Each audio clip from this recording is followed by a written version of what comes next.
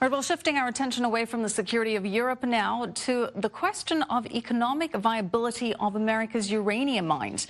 There is concern that the U.S. uranium production cycle may be on the verge of collapse. Uranium prices are at all-time lows, and two companies are appealing to Congress now to step in and save the industry, which is vital to national security and nuclear weapons productions. America's utility companies, however, do not want any intervention. They like these low prices. Well, my next guest wrote about this problem in his latest piece in the Conservative Review. He's Tom Borelli, and he writes that 9 years after the completion of the purchase of Uranium One, the real aim of that takeover is becoming clear. Borelli argues that the reason was to devastate the American uranium market. He joins me now to talk more about this. Tom is a frequent guest here on the show. He's also a contributor to the Conservative Review and to America's Voice. Tom, nice to have you back. Thanks for having me. All right, Tom, a very interesting piece that you wrote. And the bottom line is that you think Putin's agenda is to bankrupt uranium companies in the U.S. in order to dominate the global uranium supply.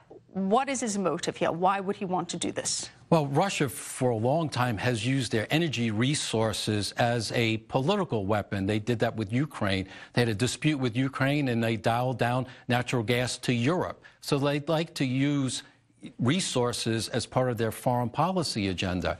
And as you remember, there's a lot of concern when Uranium One, which the Obama administration approved, allowed that company to be sold to Russia. The concern was that a U.S. mine with the uranium was going to be exported. That's not what they wanted. In fact, today, that mine is not making any uranium. It's idle. What they wanted were the uranium mines in Kazakhstan. And Russia, it's a state-owned energy company, nuclear energy company. They're doing the typical state-sponsored effort where they don't have profits and losses. They can make uranium at any price, and they're basically flooding the zone, flooding the market with cheap uranium.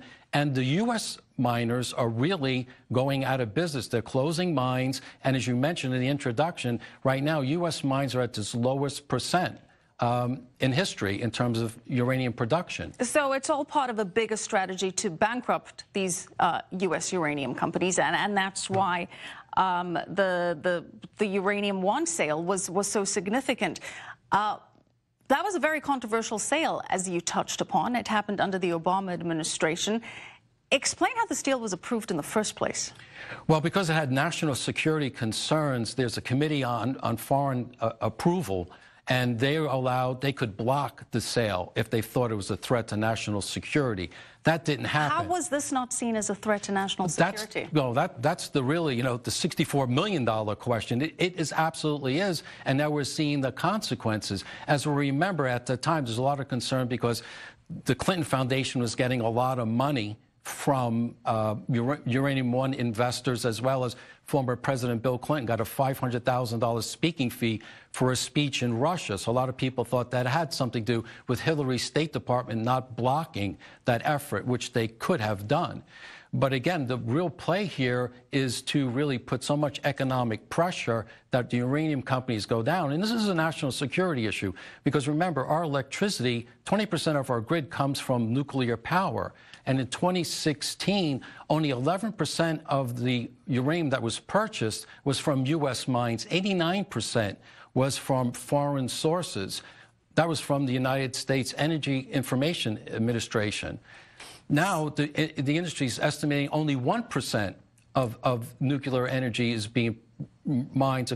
Uranium. So how does the government foil this Putin plan from succeeding? How can this be prevented at this point? Well, the uranium companies are making an appeal really to the Department of Commerce that uranium companies go under, mining companies go under, that's going to be a national security threat. And it's up to the Commerce Department, eventually President Trump, to see if it really is. I mean, President Trump has stepped up to protect aluminum industry because we need aluminum to build planes. We don't want to rely on foreign powers. We certainly don't want to rely on Russia for nuclear energy, for uranium. No, we don't. All right, Tom, thank you. Thanks for that report. Appreciate it. Tom Borelli.